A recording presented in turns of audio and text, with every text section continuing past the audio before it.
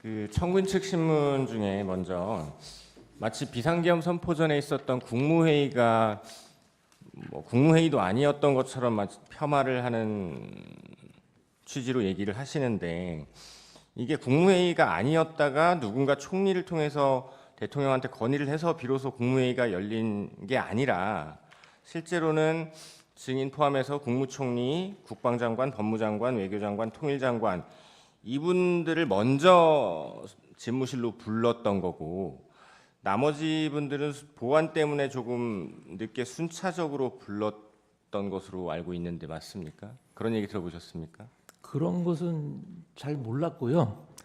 솔직히 말씀드리면 저도 이제 비상계엄 선포 전에 국무회의를 해야 된다는 걸 모르고 있었습니다. 네네. 근데 누군가 그런 말씀을 하셨고 총리님이 들어가서 대통령님 의사를 여쭈러 들어간 것으로 알고 있습니다. 그러면 집무실로 가시기 전에는 몰랐다 하더라도 대통령이 증인 포함해서 국무위원들을 부르는 건 그냥 사적으로 불러서 얘기나 하자 이런 취지는 아니셨을 거고 공적으로 당연하죠. 부르셨을 건데, 네네. 이게 가 보니 그게 국무회의를 하려고 부른 것이다. 국무위원들도 국무회의를 하러 온 거구나. 다들 인식은 하고 계셨죠? 가서는 그렇게 생각을 했습니다. 네. 근데 지금 생각해 보면 대통령께서 굉장히 이제 신중하게 이 일을 추진하셨고 네. 굉장히 보안에 신경을 쓰셨던 것 같은데, 저희들은 사실 저의 경우는 왜 들어가는지를 몰랐습니다. 그래서 아마 국무회의를 한다는 사실을 미리 말씀 안 하신 것도 보안 때문에 말씀하지 않으신 거 아닌가 하는 생각을 사후적으로 하게 됐습니다. 실제로 먼저 소집된 국무총리나 국방장관, 법무장관, 외교통일, 행안부 장관인 증인까지 이 면면들을 보면 비상계엄과 아무래도 조금 더 관련이 있는 분들을 먼저 불러서 이야기를 하고 의견을 들어보려고 하셨던 것 같은데 맞습니까? 예, 저는 그렇게 생각합니다. 네. 그 소방청장에게 전화해서 단전단수 해라라고 행안부 장관인 증인이 전화해서 지시하면 실제로 할 수는 있습니까? 저는 그게 사실 의문입니다. 아까 그 맥락이라든지 무슨 의미인지 이해를 못하겠다고 한 게 도대체 단전단수가 이 소방청의 업무인지도 지금 여전히 저는 의문입니다. 예, 제가 알기로도 증인이 소방청장에게 단전단수를 지시할 권한도 없고 소방청장 역시 단전단수를 시행할 권한도 없는 것으로 알고 있습니다. 그래서 여쭌 건데, 행안부 장관이 소방청장한테 전화 한 통화해서 단전단수 가능합니까? 저는 그게 가능하지 않다고 생각하는 게, 보통 단전하면 한전이나 단수는 수도국이나 수도사업소 이런 일 상상하게 되지, 생뚱맞게 무슨 소방에서 단전단수를 한다는 게 너무도 이상했고요. 만약에 제가 그걸 전화를 했으면 소방청장한테 제일 먼저 단전단수를 소방에서 하는 일입니까? 라고 물어봤을 것 같아요. 네. 계엄군 출동 관련해서 아까 좀 오해의 소지가 있게 청구인 측에서 물어보셨는데, MBC는 계엄군이 간 적이 없습니다. 그리고 여론조사 꽂힐 경우 국방부 장관이 계엄군을 보낸다라고 해서 대통령이 보내지 말라라고 해서 가다가 돌아온 사실 알고 계십니까? 그런 디테일한 내용은 전혀 모르고 있습니다. 네. 그리고 이재명 대표 방탄특검법에 대해서 디테일한 건 모르신다고 하셨는데, 김성태 대북송금 특검법, 쌍방울 대북송금 특검법, 화천대유 50억 클럽 특검법 이런 것들 들어보셨고 이게 이재명 대표와 관련된 건 알고 계셨죠? 네, 그건 알고 있습니다. 그래서 아마 대통령께서 그런 점 말씀하신 거 아닌가 싶습니다. 네. 재판장님, 남은 시간 한 1분 50초만 한번 물어도 되겠습니까? 그거는 대리인한테 좀 전달해서 대리인이 좀 물었으면 좋겠습니다. 예, 전달해 주시죠. 네.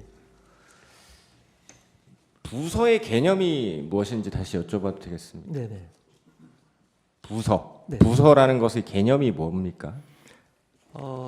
제가 알기로는 부서의 제도적 취지는 어떤 국법상의 행위를 함에 있어서 그러한 의사결정이 있었다는 것을 확시하기 위해서 소관부처 장관과 총리가 그런 행위가 있었다는 것을 확인하는 의미라고 생각을 합니다. 그래서 옛날에는 서명으로 했겠지만 지금은 다 전자적인 서명 방식으로 하고 있습니다. 그리고 아까 말씀드린 바와 같이 부서의 시기, 그러니까 어떤 국법상의 행위 전에 해야 되는지 행위 후에 해도 되는지에 대해서는 명백한 규정이 제가 아는 한은 없는 것으로 알고 있습니다. 그 청구인 측 신문 중에 계엄 선포 담화에도 부정선급이 없었다. 적어도 그날은 부정선거에 관한 언급은 없었다. 이런 질문 있으셨는데 국무위원들이 평소 이 부정선거 외에도 뭐 탄핵, 예산삭감, 그 거대 야당의 무분별한 이런 횡포들에 대해서 대통령 의견에 많이들 공감하셨죠. 당연하죠. 예. 네. 그리고 특히 증인은 행안부 장관이신데 대통령으로부터 그 공정선거의 중요성에 대해서 자주 들어보셨죠. 그렇습니다. 행안- 이번 총선 전에도 네. 선관위와 협력해서 선거 관리 철저히 잘 하라고 몇 번 당부하신 적도 있습니다. 행안부에서 국무회의록 관련해서 서류를 받아가서 왜 안 만드는지 여쭤봐도 되겠습니까?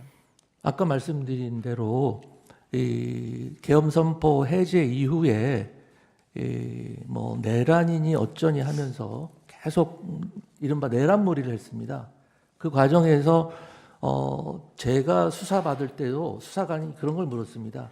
국무회의를 개최했다고 하는 것이 이 내란에 동조하는 거 아니냐, 내란 방조하는 것이 아니냐, 회의록을 작성하는 것이 내란에 동조하는 거 아니냐, 내란을 방조하는 것이 아니냐, 이런 식으로 압박을 가했습니다.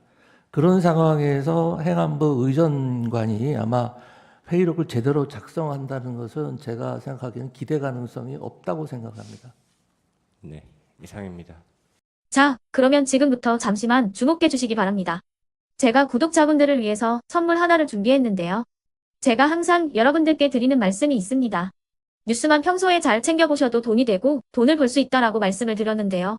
여러분들은 여기 보시는 삼성전자 뉴스를 보고 어떤 생각이 드세요?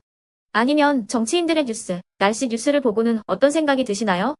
그냥 뉴스만 보고 끝내는지, 아니면 이 뉴스를 어떻게 이용할 수 있는지, 이 부분을 고민하고 계시는지를 되물어보고 싶습니다. 그 이유가 뭐냐 하면 제가 지난번에 여러분들께 뭐라고 말씀을 드렸었죠?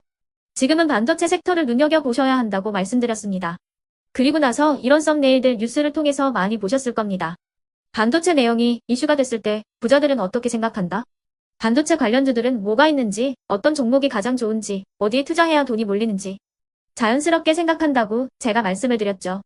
그 이유가 뭐냐 하면 부자들이 봤을 때는 이슈가 곧 돈으로 이어지고 그 이슈가 나에게 돈을 벌어준다는 경험적 확신이 있기 때문에 부자들은 항상 이런 사회적 이슈를 관심 있게 챙겨본다고 제가 말씀을 드렸습니다.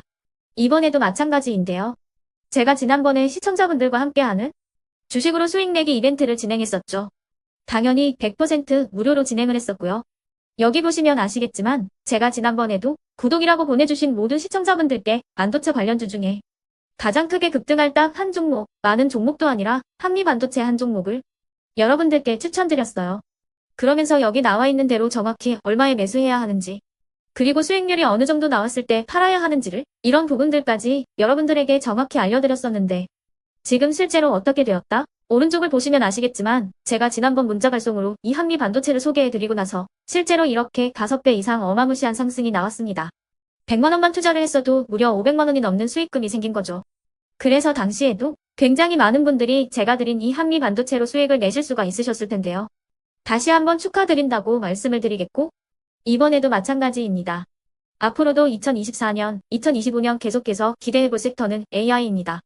그 중에서도 AI 반도체는 그 누구도 부정할 수 없는 미래 성장 산업입니다. 그러면 우리가 어떻게 생각해 볼 수 있을까요? AI 반도체 종목 중에 앞으로 크게 대장 역할을 하면서 10배 이상 급등할 수 있는 템베고 종목을 지금부터 열심히 추적해야 한다는 겁니다. 큰 돈을 투자하지 않더라도 월급의 일부분 아주 소액이라도 이 종목을 모아가야 수백 %의 수익률을 손에 쥘 수 있는 것이죠. 지금 여러분이 보고 계시는 이 유튜브 또한 AI 반도체와 아주 밀접한 연관이 있고 반도체야말로 대한민국의 핵심 산업으로 앞으로 더더욱 시장은 성장할 수밖에 없습니다. 그렇기 때문에 제가 이번에도 뭘 보내드리고 있냐면 지난번과 똑같이 구독이라는 문자를 보내주시면 제가 AI 반도체 관련주 중에 앞으로 대장주 역할을 하면서 주가가 가장 크게 급등할 한 종목을 여러분들께 문자 발송으로 종목명과 사고 파는 시점을 모두 알려드릴 건데요. 그 문자를 받고 여러분들이 주식으로 돈 버는 연습을 한번 해보셨으면 좋겠고요. 혹시라도 나는 주식을 하지 않는다 하시는 분들은 주변에 주식하시는 지인분들에게 말씀을 해주셔도 되고요. 아니면 연세가 있으셔서 투자가 어렵다 하시는 분들은 이 종목을 자녀분들에게 한번 사봐라. 이걸로 한번 수익을 내봐라. 이렇게 조언을 해주실 수도 있는 거겠죠. 그래서 지금 이 영상을 보시는 시청자분들 중에 나도 이번 종목이 좀 궁금하다 하시는 분들은요. 누구나 상관없이 그리고 어느 시간대나 상관없이 부담 없이 010-2514-5930번으로 구독이라는 문자 보내주시면 제가 이번에도 똑같이 무료 추천 급등주 문자를 보내드리겠습니다. 이해되시겠죠? 제 번호 010-2514-5930번으로 구독이라는 문자 보내주시면 여러분들이 직접 이슈를 통해서 돈 버는 연습을 해보실 수가 있는 거고 제가 돈을 받는 것도 아니고 투자를 대신해 드리는 것도 아니기 때문에 부담 없이 신청해 주시면 되는 겁니다. 그리고 수익이 나면 저는 다른 것은 하나도 바라지 않습니다. 제 채널에 구독, 좋아요 한 번씩만 눌러주시라 이렇게 다시 한번 말씀을 드리겠습니다.